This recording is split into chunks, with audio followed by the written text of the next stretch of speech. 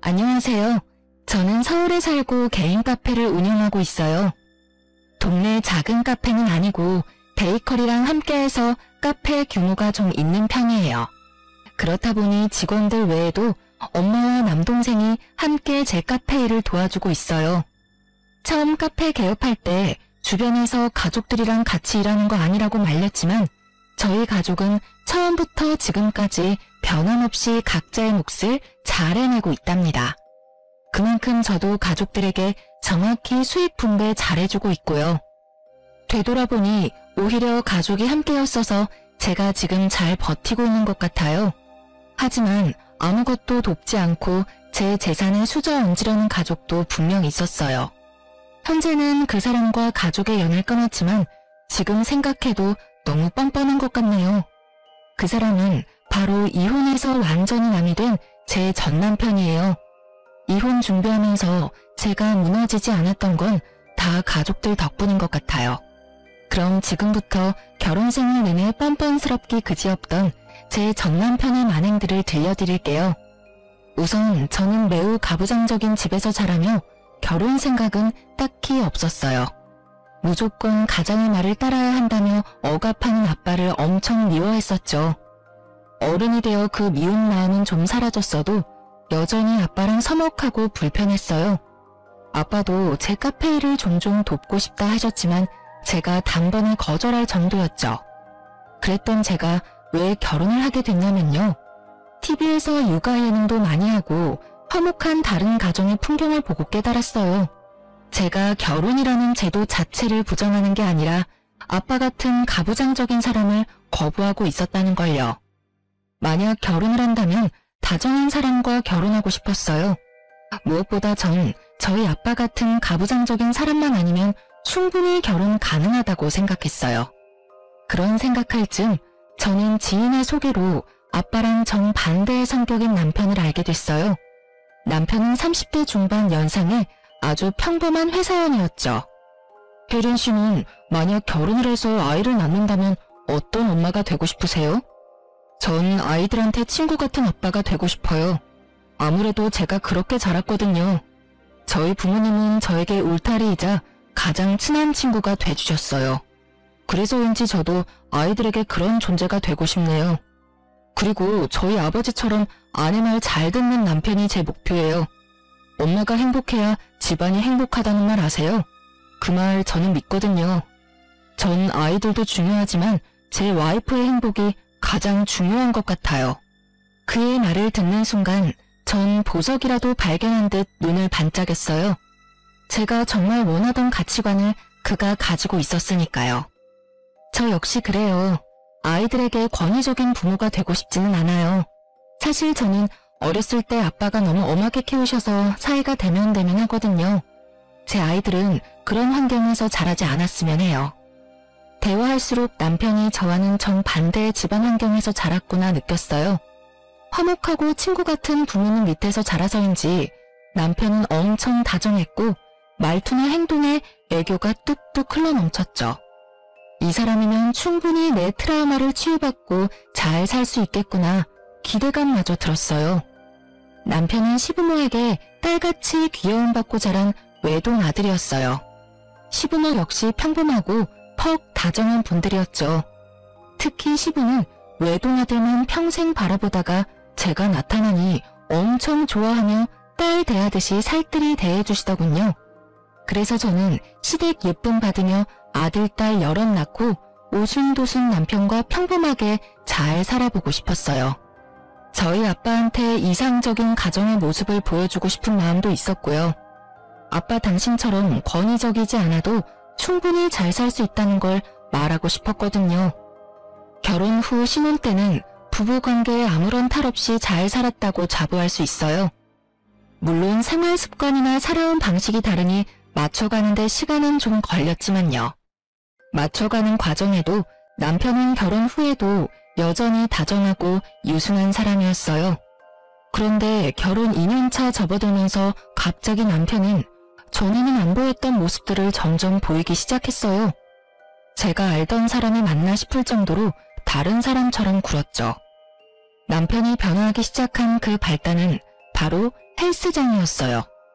집 앞 가까운 헬스장에서 가끔 운동하던 남편은 언젠가부터 집과는 거리가 있는 새로운 헬스장을 다니기 시작했어요. 여보, 요즘 계속 늦네? 저녁 준비하고 한참 기다렸잖아. 미안. 나 헬스장 가서 운동하고 오느라 늦었어. 그럼 미리 좀 연락해주지. 근데 헬스장 코앞인데 왜 이렇게 늦게 왔어? 내가 말 안 했었나? 나 헬스장 옮겼어. 어디로? 집 앞에 바로 앞에 헬스장 있잖아. 거긴 너무 낡아서 운동이 제대로 안 돼. 헬스장도 시설이 좋아야 운동할 맛이 나더라. 땡땡동에 새로 생긴 헬스장인데 퇴근하고 들리기 딱 좋아. 땡땡동이면 당신 회사에서 우리 집까지 오는 길은 아닌 것 같은데? 뜬금없이 낯선 동네에서 운동을 한다는 남편의 말에 저는 갸우뚱했어요. 도로에서 낭비하는 시간 계산에서 너무 비효율적이라며 잔소리도 물론 했었죠. 하지만 남편은 본인 유일한 취미생활이니까 터치하지 말라며 특유의 애교스러운 말투로 어영부영 넘어갔어요. 뭔가 마음 한구석에 찝찝함이 남았지만 저는 남편의 뜻을 존중하기로 했어요. 하지만 헬스장을 옮긴 이후부터 남편은 결혼 생활에 최선을 다하지 않았어요. 늦을 때면 늦는다고 연락은 꼬박꼬박 해줬지만 그 빈도가 너무 잦았던 거죠. 나 오늘 늦어. 또? 요즘 너무 자주 늦는 거 아니야? 좀 봐주라. 회사에서 스트레스 잔뜩 받아서 운동으로 풀어줘야 해. 그렇다고 내가 술을 먹으러 가는 것도 아니잖아. 남편은 업무 스트레스를 이유로 일주일 중 거의 5일을 아주 늦게 집에 들어왔어요. 회사에서 야근할 때보다 더 늦게 왔고 저녁은 당연히 밖에서 해결했죠. 저는 그런 남편이 걱정되면서도 저녁을 함께하는 밤이 손에 꼽을 정도로 줄어들자 많이 서운도 했어요. 나름 불타올랐던 저의 신혼은 이렇게 끝나는 거구나 싶었고요. 하지만 남편은 저녁 따로 차릴 필요 없어서 얼마나 좋냐며 오히려 제게 핀잔을 줬죠. 나처럼 알아서 끼니 해결하는 남편이 얼마나 귀한지 당신 모르지? 삼시세끼 부인한테 얻어먹는 남자들 난 한심해 죽겠어. 당신은 나같이 배려심 깊은 남자 만난 거 복 받은 줄 알아. 그렇게 남편의 말을 듣다 보면 제가 속 좁은 여자가 되는 느낌이었어요. 그래서 더 남편에게 싫은 소리도 잘 못했던 것 같아요. 한 번은 남편이 제게 이러더군요. 너는 왜 전업주부도 아닌데 그렇게 퍼지는 거야? 살도 결혼 전보다 훨씬 많이 찐 것 같아. 그런가? 요즘 몸이 좀 무거워진 것 같았는데 조금 쪘나 봐.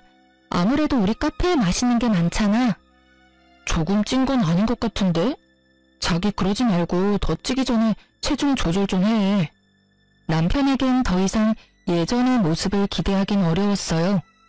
냉담한 그의 말에 저는 그저 결혼하면 남자들 다 이렇게 조금씩 바뀌는구나 싶었죠. 그런데 체중 조절하라는 말은 여자로서 은근히 듣기 서운했지만 저는 그때까지도 제 건강을 걱정하는 남편의 마음이라 착각했어요. 당신 진짜 그만 좀 먹고 살 좀 빼. 남편의 이 호통을 듣기 전까지는요. 남편이 어느 날 밥 먹는 제 뒤통수에 대고 이렇게 버럭하더군요.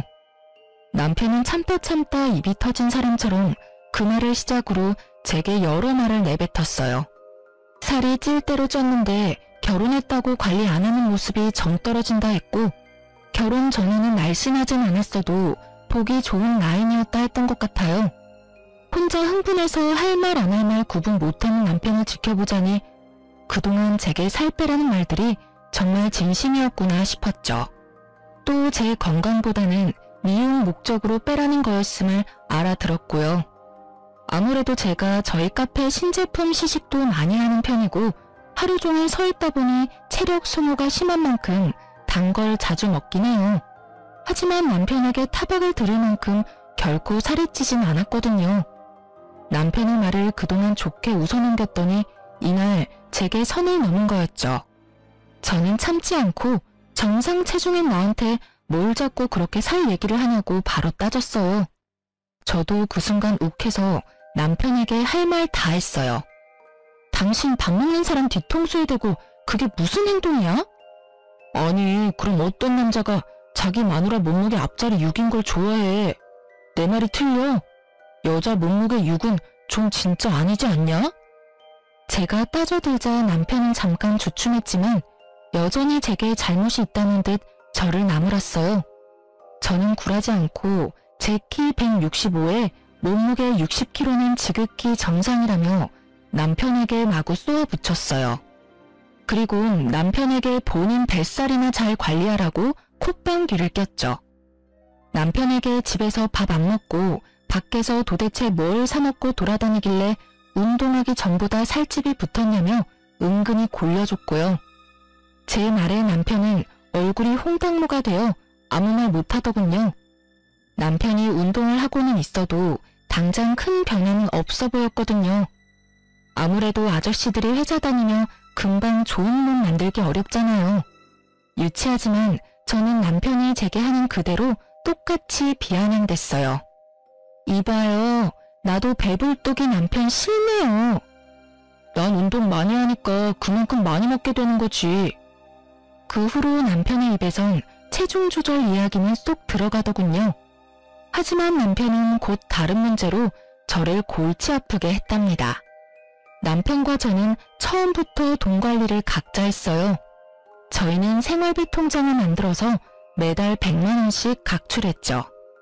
그렇게 생활비를 쓰고 남는 돈은 무조건 저축했어요. 그래서 제가 남편이 그동안 밖에서 식사를 해결하고 와도 그건 남편의 돈이니까 별말 못했던 거예요. 만약 생활비에서 따로 계속 외식을 했다면 문제였겠죠. 그러다 저는 생활비 카드로 200만 원을 결제했다는 문자를 받았어요. 깜짝 놀라 남편에게 물어보니 남편은 너무나 태연하게 말했어요. 헬스장 트레이너에게 개인 PT 수업 결제를 했다고요. 저는 그때까진 침착함을 유지한 채로 남편에게 물었어요. 이상하다. 생활비 카드로 결제됐던데 당신 카드 잘못 냈나 봐. 아니, 당신이 배불뚝이 남편 싫다며. 그래서 큰 마음 먹고 개인 PT 받으려고 상담받았는데 200만 원이라잖아. 금액도 크고 부담스러워서 생활비 카드로 결제했지. 이건 나를 위해서라기보다 우리 부부를 위해서니까 그래도 되는 거지. 남편의 어이없는 변명을 시작으로 저희는 크게 다퉜습니다. 몸무게 얘기로 다툰 지 얼마 안 됐을 때라 부부싸움에 더 크게 불이 붙었어요. 상의도 없이 생활비 카드로 그 큰 돈을 결제했냐고 제가 따지자 남편이 거기 제 돈만 들어있냐며 자기 돈도 들어있다고 화를 냈죠. 말이 통하질 않아서 남편에게 당장 통장에 200만 원을 다시 채워 넣으라 했어요. 200만 원이 누구 개 이름이냐고 타박하니까 남편은 오히려 제게 쪼잔하다며 적반하장으로 짜증을 냈죠. 자존심 상해. 넌 자기관리도 잘 못하면서 나한테 돈 몇 푼을 어떻게 쪼잔하게 이래? 저는 징징거리는 남편의 말을 끊고 당장 헬스장으로 가서 환불해 오던가 아님 남편 돈으로 생활비 통장에 200 채워 넣으라고 반복해서 말했어요. 이제 아이도 슬슬 계획해야 하는데 왜 그렇게 소비가 해프냐고 말했죠. 남편은 쪽팔려서 어떻게 환불을 하냐고 우는 소리를 했어요. 그리고 남편은 제 속이 뒤집어지는 말을 또 덧붙이더군요. 나도 다 계획이 있다고. 회사 잠시 관두고 보디빌더 대회에 나갈 거야. 뭐라고? 당신 카페 수입 꽤 되잖아. 그 정도면 나 잠깐 쉰다고 우리 안 망해. 맞지? 그리고 내가 서운하지만 말은 안 했는데 그렇게 돈 벌어서 항상 친정 식구만 챙길 거야. 이제 결혼했으면 남편이 가장 가까운 식구잖아. 날 챙겨야지. 안 그래?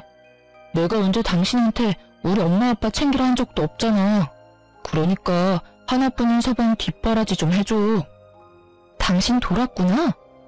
저는 남편의 말도 안 되는 논리에 충격받았어요.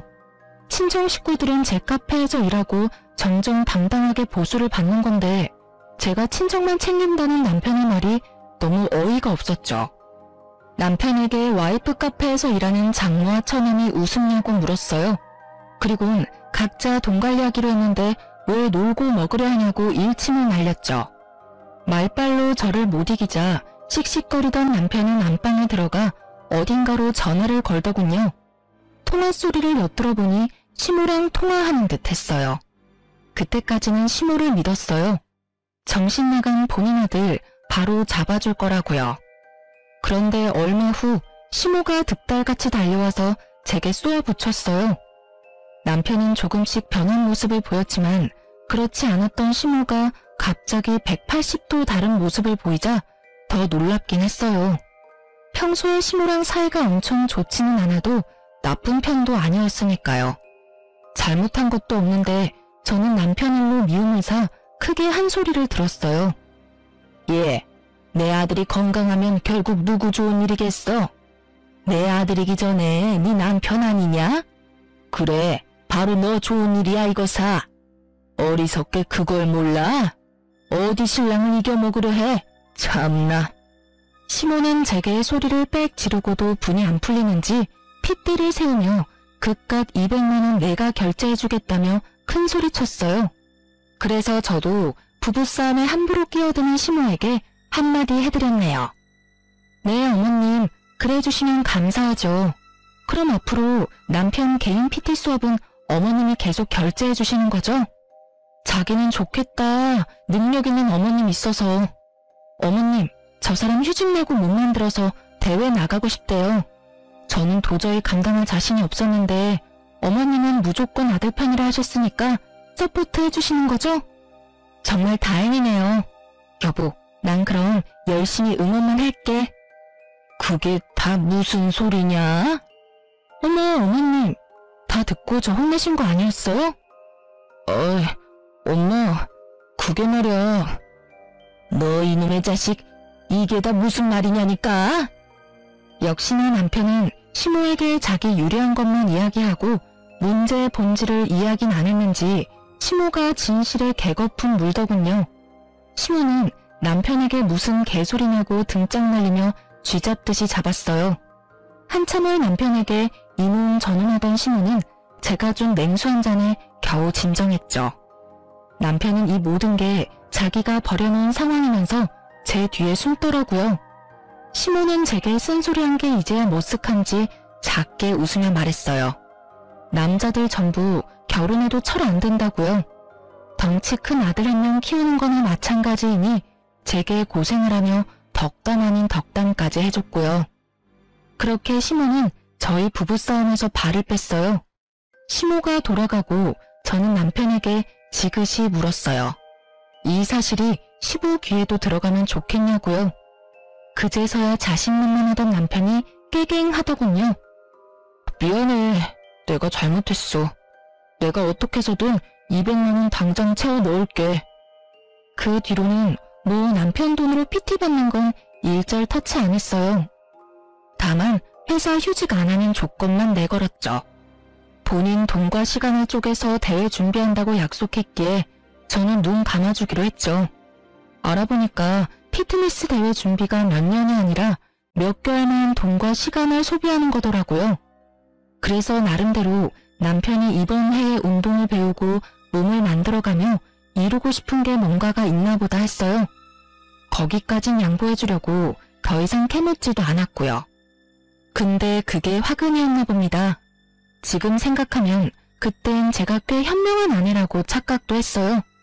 정확히 어디서부터 잘못된 건지 핵심을 모르고 문제를 해결했다고 생각했으니까요. 그렇게 6개월 정도 더 지났을까요? 보디빌더 대회 나가고 싶다던 남편은 이상하게 살이 뒤룩뒤룩 쪄갔습니다. 남편은 퇴근하고 1대1 PT 수업을 받고 또 개인 운동까지 하고 와서 늦게 오기 일쑤였는데 말이죠. 저로서는 급속도로 살이 찐 남편이 너무 이해가 안 됐어요. 혹시나 헬스 트레이너에게 사기를 당한 걸까? 이제서야 걱정도 됐죠. 제가 왜 살이 더 찐 것 같냐고 남편에게 물으니 남편은 엄청 해맑게 말했어요. 그야 운동하는 만큼 먹어서 그렇지. 근데 살만 찐 게 아니라 근육도 쪘어. 그래 보이진 않는데? 근데 트레이너 말이야. 믿을 만한 사람이야? 경력은 얼마나 됐어? 남자야 여자야? 그걸 왜 자기가 궁금해해. 믿을 만한 사람이니까 내가 큰돈 결제했지. 왜 내가 궁금해하면 안 돼? 내 돈으로 결제한 건데 신경 쓰이게 터치하지 마. 그러니까 당신 돈이랑 시간 써가며 운동하는 건데 나도 걱정되는 거 당연하잖아. 혹여나 이번 시즌 못 나가서 다음 시즌에 나간다 하면 또 비용이랑 시간이 들 텐데 감당할 수 있어? 잔소리. 당신 말이야. 돈 보태주고 잔소리해. 뭐? 무슨 그렇게... 왜? 그때 남편과 같이 생선조림을 먹고 있었는데 제가 그만 헛구역질을 해버렸죠. 돌이켜보면 그 헛구역질 덕분에 제가 모든 진실을 마주할 수 있었어요. 갑자기 왜 그래? 체한 건가? 왜 이렇게 맛이 비린 것 같지? 음식이 이상한 건가? 자기 입맛엔 괜찮아? 가슴을 꾹 누르고 있는 저를 보며 남편은 벼랑간 젓가락을 거칠게 내려놓고 정색했어요. 너 설마 임신이야? 그 말을 듣고 보니 저 또한 임신일 수도 있겠다 싶었어요. 아차 싶은데 식탁 맞은편에 예민하게 부릅뜬 눈을 한 남편을 보고 좀 어이가 없더라고요. 앙칼진 목소리까지 누가 봐도 임신을 반기는 사람의 눈치는 아니었으니까요. 저는 곧바로 남편에게 지금 반응이 그게 뭐냐고 대놓고 서운했어요. 남편 놈은 그제서야 굳었던 표정을 풀고 당황해서 허둥지둥하더군요. 남편은 아직은 애를 가지면 안 된다고 병원부터 가보라고 제게 얼버무렸어요. 남편의 행동이 보통 그런 상황에서 나올 평범한 반응이 아니니까 갑자기 엄청 불안했어요. 게다가 남편은 누구보다 아이들을 좋아하는 사람이었거든요. 이상하고 꺼림칙한 마음에 저는 아니겠지 하면서도 남편의 동태를 살피기 시작했어요. 아니나 다를까 안 좋은 예감은 정확히 들어맞았어요. 그날 새벽에 몰래 통화하러 나가는 남편을 딱 발견했거든요. 남편은 통화하는 상대에게 저를 66 사이즈라고 칭하고 있었어요. 저는 그 순간 자존심, 자존감, 신뢰 모든 게 다 무너졌죠. 자기야 미안해. 66 사이즈가 오늘따라 늦게 잠들어서. 아니 그리고 저녁 먹는데 갑자기 헛구역질을 해대서 나 깜짝 놀랐잖아. 난 아직 자기랑 넓은 세상을 더 즐기고 싶은데 벌써 애아빠가 된다니 상상도 하기 싫어.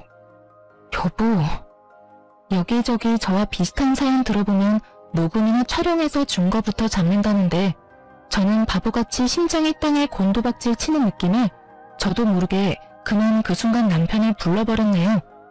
저를 66 사이즈라 부르다 딱 걸린 남편 놈은 허겁지겁 통화를 끊고 오해라며 무릎 꿇고 빌더군요.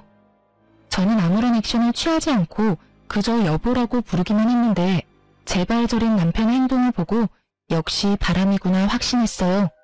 그날의 충격은 정말 뒤통수를 망치로 맞은 듯 컸어요.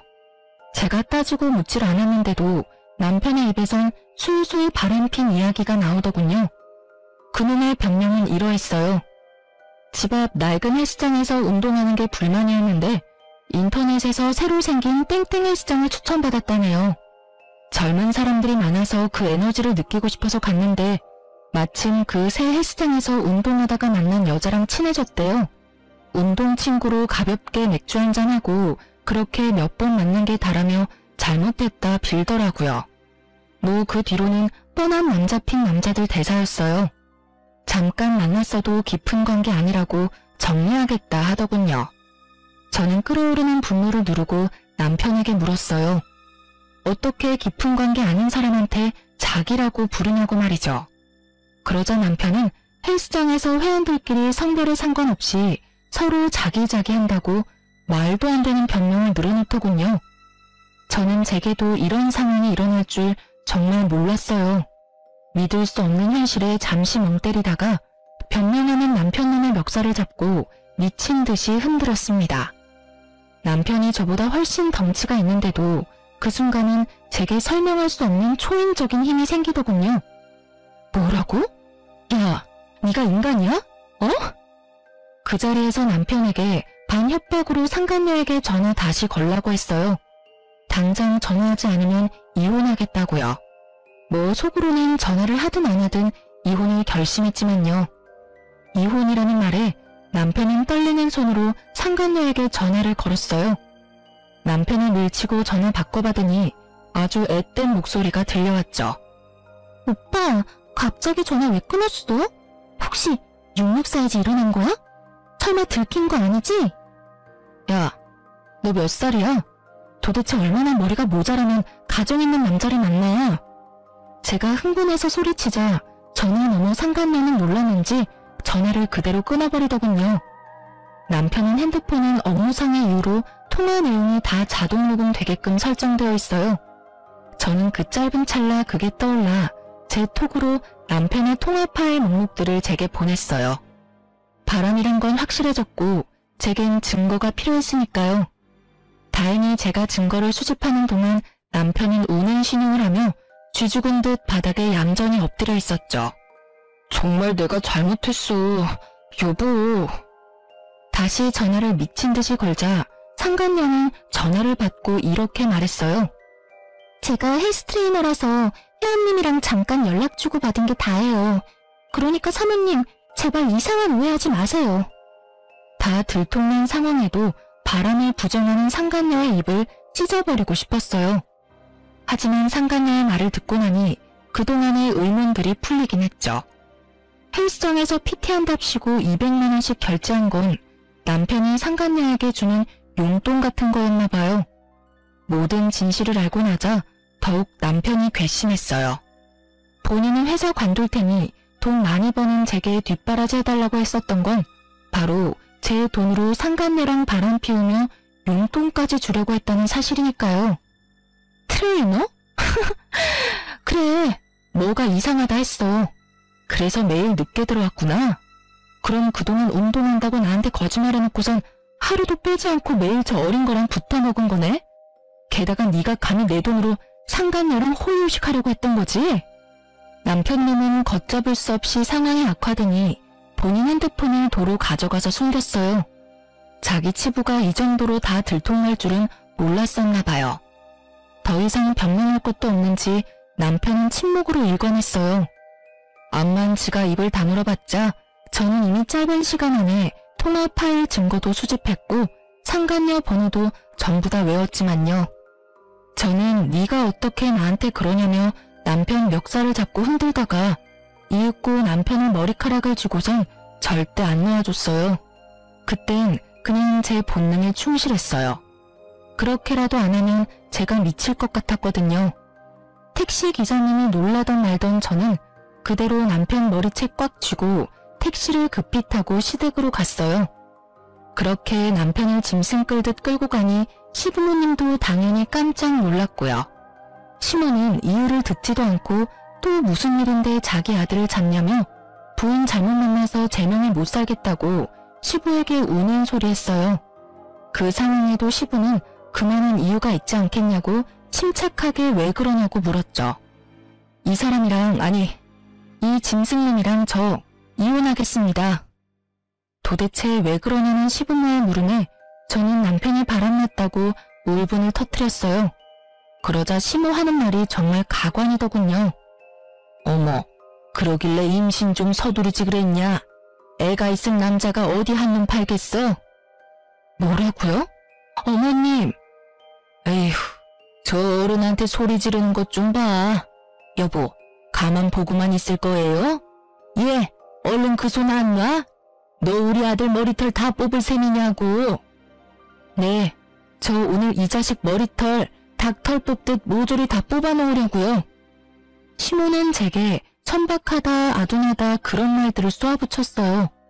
불난 집에 부채질하는 시모 덕에 저는 젖먹던 힘까지 짜서 남편 머리채 신나게 흔들었어요. 시부는 너무 놀랐는지 말을 잃고 그 광경을 잠자코 지켜봤어요. 시모는 제게 쉽게 다가오지는 못하고 대신 시부에게 말려보라며 시부 몸을 흔들었어요. 당연히 저는 팔은 안으로 굽는다고 시부 역시 남편 편들겠지 싶었죠. 그런데 시부는 평소에는 온화했지만 도덕성을 굉장히 중요하게 생각하는 사람이었어요. 기본 예절을 어기거나 법을 어기는 걸 제일 싫어하는 분이셨죠. 시부는 남편에게 집안 먹칠을 해도 유분수라며 어디 이딴 짓을 벌이느냐 했어요. 그리곤 남편 놈에게 신혼집 해줬던 거 그대로 뱉으라 선언했죠.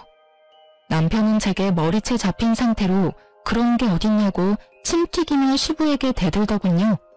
그 순간 저는 시부라도 제 편을 들어줘서인지 속의 응어리가 조금은 풀렸던 것 같아요. 남편에게 귓속말로 한심한 자식이라며 작게 욕짓거리를 내뱉고 저는 남편을 시댁 거실에 내팽개쳤어요. 그리고 시부에게만 작게 인사를 하고 시댁을 그만 나서려고 했어요. 시모는 나가려는 저를 붙잡고 끝까지 남자가 그럴 수도 있지 않냐며 본인 아들 편들더군요. 그래서 시모에게 정확히 이렇게 말해줬습니다. 아, 남자가 그럴 수도 있는 거면 아버님이 바람펴도 무조건 용서한다는 뜻이죠? 뭐? 너 정말 어디 재수 없는 소리를 해? 그러니까요. 왜 바람은 저놈이 폈는데 왜 계속 저한테 재수 없는 소리를 하세요? 아무 말 못하고 벙쪄있는 시모와 바닥에서 저를 원망스럽게 쳐다보는 남편 놈을 비웃어줬답니다. 제가 시댁에서는 센 척 다 했지만 막상 저희 집 가는데 이상하게 몸이 벌벌 떨리더군요. 다름 아니라 남편과 결혼할 때 아빠가 저희 부부에게 이렇게 말한 적 있거든요. 내 집안에 이혼이란 없다. 절대. 그러니까 두 사람 잘 살아야 해. 만약 이혼을 언급하면 어릴 적 안 좋았던 아빠의 모습이 나오지 않을까 걱정도 됐어요. 친정에 도착하니 부모님은 어쩐 일이냐 물었고 저는 도무지 입이 떨어지질 않더군요. 아빠의 얼굴을 보자 이혼한다는 말이 저절로 삼켜지더군요. 잘못은 남편이 했는데 왜 내가 떨어야 하나 속으로 억울도 했어요. 맨몸으로 갑자기 찾아온 딸을 보고 부모님은 일단 걱정하는 눈빛이었어요. 저는 힘없이 남편이랑 싸워서 왔다고 말했어요. 의외로 아빠는 알겠다며 쉬라고 별 말씀 안 하시더군요. 그렇게 며칠 일도 안 가고 저는 친정에서 마음을 추스리고 있었어요. 제가 회복하는 동안 남동생과 엄마가 아무것도 묻지 않고 카페 일을 도맡아서 했죠. 저는 혹시 몰라서 산부인과도 다녀오고 흥신소에도 의뢰를 했어요. 상간녀의 정보가 더 필요했거든요. 혹시나 잠자코 있다가 이혼할 때 제가 되려 남편에게 당할 수도 있고요. 하지만 제게 제일 큰 숙제는 부모님께 어디서부터 어떻게 말을 꺼내야 할까였어요. 그렇게 고민하고 있는데 남편놈이 겁도 없이 친정에 제 발로 찾아온 거예요. 아마 저희 아빠가 이혼은 절대 안 된다고 말했던 걸 기억하고 있었나 봐요. 남편은 다짜고짜 무릎까지 꿇고 아주 영악한 악어의 눈물을 흘렸어요.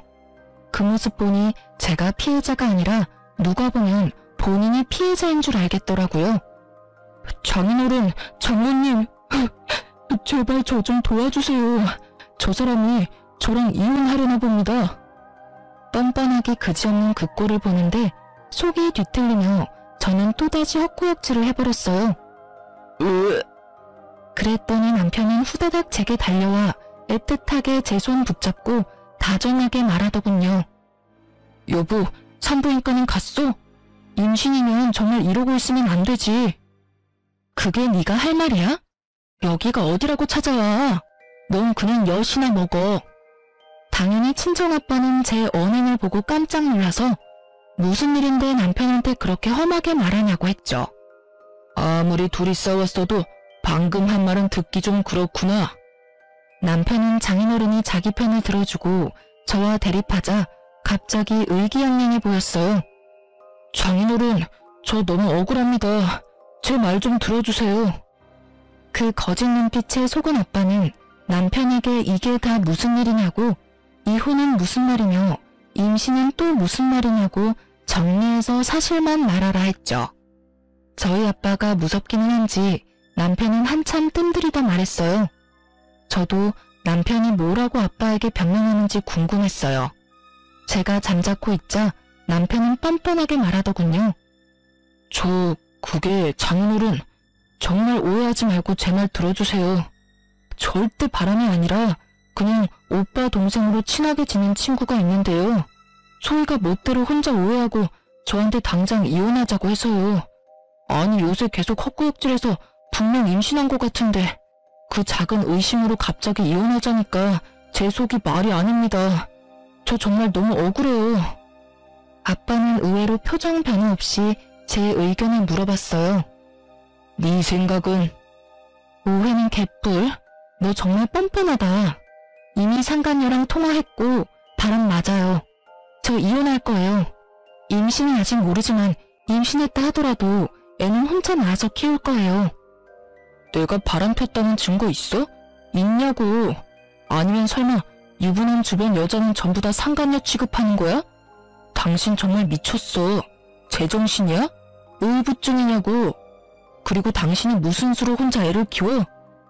미친 건 네가 미쳤겠지. 제정신 아닌 건 너겠지.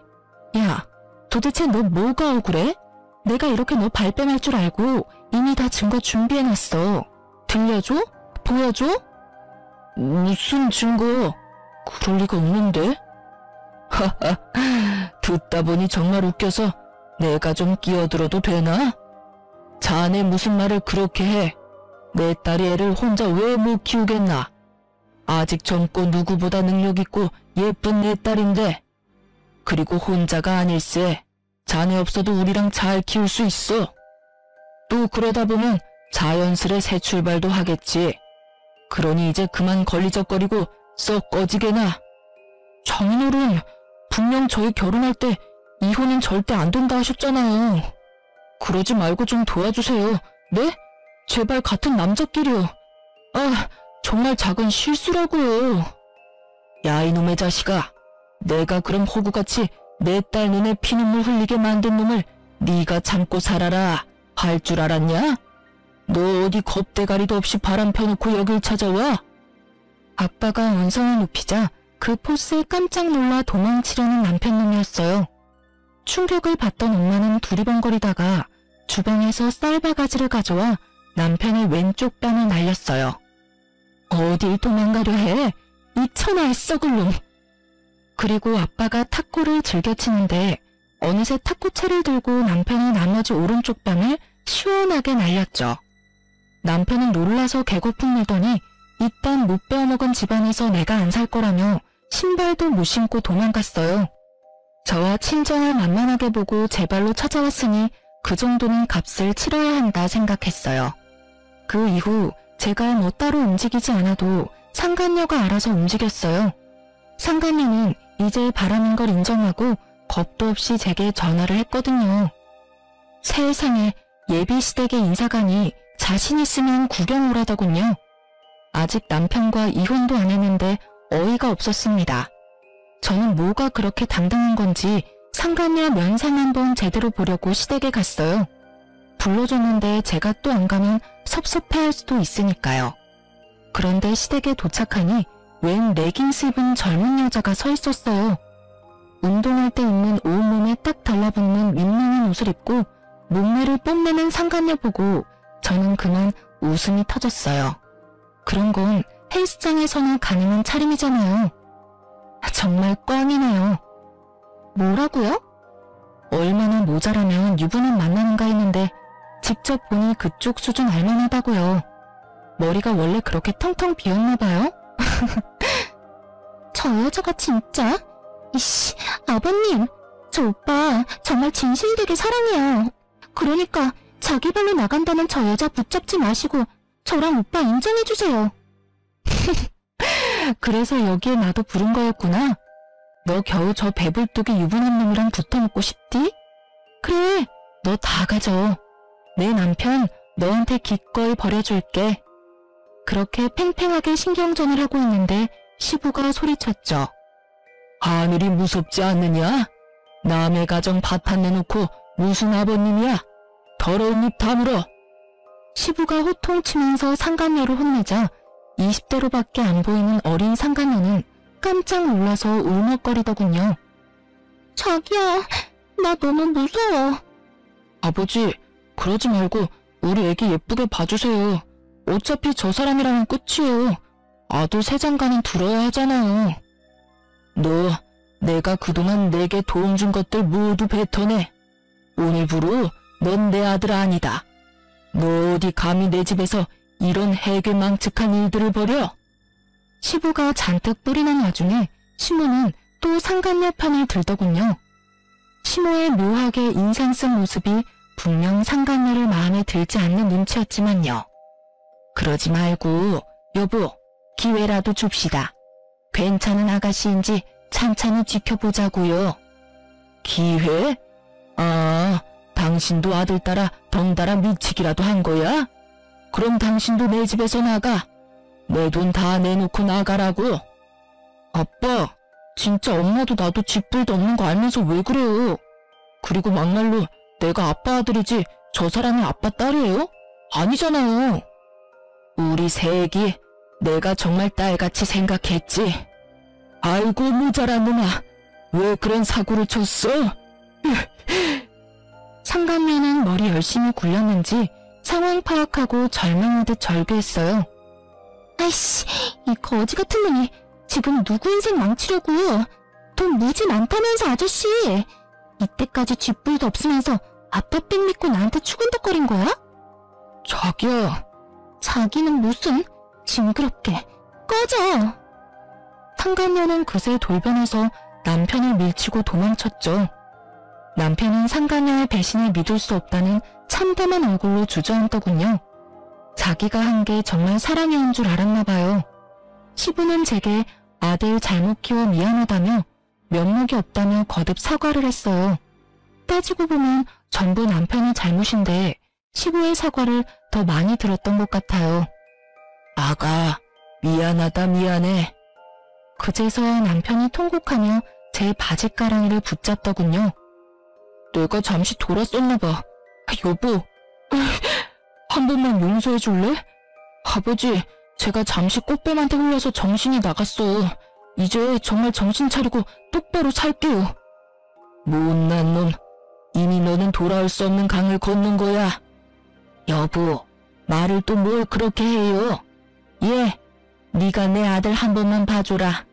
내가 지난번에도 말했지만 남자는 다해라서. 시부와 달리 시모는 여전히 본인 아들만 생각하더군요. 시부에겐 죄송했지만 진절머리면은 시모와 남편 놈 골탕 먹이고 싶었어요. 됐고요. 저 할 말 있는데. 시모의 말을 자르고 저는 아랫배를 조심스레 부여잡 봤어요. 그리고 잔뜩 처량함을 품은 얼굴로 말했죠. 이혼하고 절대 볼 생각하지 마. 자격 없는 거 알지? 의미심장한 제 말을 모두가 알아차렸는지 한바탕 더 난리가 났어요. 전과 달리 시부는 눈이 뒤집어져서 혹시 며느리 임신했냐며 남편을 오늘 죽이겠다고 남편 멱살을 잡아 올렸죠. 시모도 이제야 사태가 심각하다는 걸 깨닫고 어머 이제 어떡하냐는 말만 남발했어요. 이제 남편의 편은 아무도 없었죠. 남편은 살려달라고 잘못했다고 시부에게 빌고 또 빌었어요. 사실 저는 진작 병원 가서 임신 아닌 거 알고 있었어요. 임신이 아니라 스트레스성 위험이라서 얼마나 안도했던지 몰라요. 하지만 반성을 안 하는 남편과 괘씸한 시모를 보고 참을 수 없었어요. 어머님, 그리고 혹시 그거 아세요? 이 사람 운동한다고 헬스장에서 개인 PT 수업 결제했잖아요. 알고 보니 아까 그 여자가 헬스 트레이너라네요. 어머님 아들이 저 여자 용돈 주려고 매번 큰 돈 결제했었나봐요. 전 또 같은 헬스장 다니는 회원이랑 바람난 줄 알았는데 헬스장 트레이너였지 뭐예요. 하긴 젊고 예쁜 애가 당신 어딜 보고 만나겠어. 그치? 매번 200만 원씩 턱턱 결제해주니까 당신 만나줬겠지. 근데 그게 당신 월급으로 가당키는 해? 아 맞다. 어머님이 그때 아들 대신 내줄 수 있다 하셨잖아요. 혹시 계속 내주셨던 거예요? 뭐가 어쩌고 저째? 새끼 말이 사실이야? 네가 드디어 미쳤구나. 너 엄마한테는 분명 괜찮은 아가씨라며? 근데 이 자식이 엄마까지 홀랑 속여서 저딴 물건한테 몇백씩 갖다 바쳐? 야 이놈아, 임신한 조강 지쳐두고 별 이상한 애 만나서 도대체 얼마를 쓰고 다닌 거야? 내가 못 살아 정말. 여보, 이놈 가만두지 말아요. 이참에 정신교육을 똑바로 시켜야 해요. 시모는 제 말에 개거품 물면서 그 상간녀 다시 데려오라고 했죠. 그 모습에 시부는 기가 막힌 듯 혀를 끌끌 찼어요. 시모는 상간녀 머리채를 다 뽑아버리겠다며 귀한 자기 외아들 인생 망쳤다고 분통을 터뜨렸죠. 저는 남편의 원망스러운 눈빛을 외면하고 그 생난리통을 슬쩍 빠져나왔어요. 그 뒤론 본격적으로 이혼 소송과 상간녀 소송을 진행했어요. 그러는 과정 중 물론 남편놈이 시모랑 또 찾아왔어요. 남편은 또 가증스럽게 울면서 빌더군요. 내가 잘못했어. 한 번만 봐줘. 정말 많이 반성했어. 남편이 저보고 소송 취하하고 애 낳고 새로운 마음으로 다시 잘 살아보자 하는데 가래침을 왕창 뱉어주고 싶더군요. 시모는 제 눈치를 보다 본인이 상간녀 헬스장 가서 상간녀 혼내준 이야기를 꺼냈어요. 시모는 상간녀 찾아가서 여태 결제한 돈 다 내놓으라고 한바탕 했다네요. 상간녀 헬스장 잘리고 그 바닥에는 소문 날 대로 다 나버려서 그 동네에 발도 못 붙이게 됐대요. 그 동네 맘카페나 인터넷에 이미 상간녀 신상과 이름까지 떠도는 마당에 어디 가서 이제 트레이너로는 밥벌이 못하겠더군요. 사실 시모에게 듣기 전에 인터넷에서 보고 제 이야기구나 짐작했어요. 땡땡 헬스장에서 일어난 소동이라고. 동영상은 금방 지워졌지만 시모와 상간녀의 신랑의 내용은 이미 퍼즐대로 퍼졌더라고요. 이 아줌마가 미쳤나? 난 그냥 가볍게 논 것뿐이라고요. 내 아들 인생 네가 다 망쳤어 이거사. 이 몹쓸 여우 같은 게 얌전히 운동이나 할 것이지 어디 감히 남자를 꼬시고 다녀? 그것도 유부남을. 너 때문에 잘 살던 한 가정이 풍비박산 났어. 시모는 상간녀를 이리저리 질질 끌고 다니며 헬스장 바닥 청소 깔끔하게 했다네요. 제가 나서기도 전에 시모가 한 발 빨라서 저는 잠자코 상간녀 소송만 걸었답니다. 본인이 대신 복수해줬으니 남편 용서해주는 거냐고 웃는 시모에게 저는 웃으며 그동안 숨겼던 진실을 말해줬어요. 아, 그러셨어요, 아주머니? 너 지금 뭐라고? 이제 이혼하는 마당에 어머님이라 할 순 없잖아요. 아, 맞다. 그리고 나 임신 아니래요. 병원에서 스트레스성 위염이라네. 뭐? 내가 그것 때문에 아버지한테 얼마나 맞았는데. 임신 아니라서 너무 다행이지? 너도 별로 안 기뻐했었잖아. 씩씩거리는 남편 뒤로 시모가 또 한 방 먹었다는 얼굴을 하고 있었어요. 기가 막혀서 원. 에라이 이놈아. 넌 정말 여자 보는 눈이 더럽게 없다. 누굴 닮아서 으이그 내 팔자야. 그래서 저는 마지막으로 시모에게 한 방 더 먹여드렸어요. 어머, 그러게요. 아들은 아빠 닮는다더니. 아버님도 여자 보는 눈 없어서 아줌마 같은 사람 만났잖아요. 뭐라? 전 시모랑 전 남편 제 말 한마디 한마디에 울그락불그락하며 펄펄 뛰는 꼴 보니 기분이 한결 나아졌어요. 그렇게 저는 벌레 같은 두 모자 쫓아냈어요. 상간녀와 남편님한테 받은 위자료로 상처가 다 없어지진 않겠지만 그래도 후회 없는 복수를 한 것 같아서 후련했죠. 당연히 시부에게는 임신이라 속여서 죄송했다고 따로 전화드렸어요. 그게 도리인 것 같아서요. 그런데 시부가 그건 남편이 지은 죄에 비해 죄도 아니라며 차라리 제 새 출발을 위해 다행이라고 했어요. 시부에게 들어보니 전 남편 그동안 상간녀한테 200만 원까지 줬으면서 운동은 하나도 못 배우고 놀러다니며 돈만 왕창 뜯기고 있었다네요. 자기 월급으로 감당 안 되니까 결혼할 때 시부에게 받은 아파트에 대출만 잔뜩 받아놔서 인간 취급 못 받고 집에서 완전히 쫓겨났대요. 시모도 단단히 뿔난 시부에게 쫓겨날까봐 아들이고 뭐고 모르쇠 했다네요. 시부는 아파트 판 돈 대출 제외하고 남은 돈에서 5천만 원을 제 몫으로 줬어요. 남편에게 따로 위자료 받았지만 그걸로 다 값을 못 치른다며 말이죠. 짧은 결혼 생활 제게 남은 건 없지만 시부가 마지막으로 제게 한 말은 기억에 남네요. 진짜 딸 같은 내게 상처 줘서 미안하구나. 제가 여러 번 거절했지만 시부는 상처 줘서 미안하다고 제 계좌에 5천만 원 입금해 주셨어요. 전 남편은 상간녀와 부모님에게 둘 다 버림받고 충격이 큰지 회사 휴직 내고 폐인처럼 지내고 있다는 소문을 들었어요. 아님 본인 불륜 사실이 회사까지 소문이 날까봐 무서워서 당분간 숨어 지내는 것도 같고요. 하긴 인터넷이 한바탕 난리가 났었으니까요. 저는 그놈 자업자득이라 동정할 생각도 없고 걱정도 안 돼요. 여러분, 이런 제가 정상인 거 맞죠? 남의 불행에 이렇게 마음 편안해도 되는 거죠. 그런 일들을 다 겪고 나니 어쩌면 제가 절대 아빠 같은 남자 안 만날 거야 하는 생각에 사로잡히느라 제대로 사람 볼 줄 몰랐던 것 같아요. 뭐가 더 필요하겠어? 겉으로 다정하고 표현 잘하면 돼. 하곤 남편을 너무나 신뢰했어요. 결혼 전에 남편의 본 모습을 더 알아보지 못한 스스로를 자책도 많이 했어요. 사람 보는 눈 길러야겠다 반성도 했고요. 그래도 아빠 아는 변호사분이 있어서 순조롭게 이혼도 잘 마무리했어요. 이번 계기로 아빠랑 대화도 많이 하고 부녀 관계의 어색함이 조금 풀리기도 했고요. 여러분, 저는 아직도 어떤 남자가 좋은 남자인지는 모르겠지만 지금 현재는 마음의 눈을 크게 뜨려고 노력하고 있어요. 비록 첫 번째 결혼은 실패했지만 저의 앞으로를 위해서 작은 응원 한마디씩만 부탁드립니다. 그럼 지금까지 긴 사연 들어주셔서 감사합니다.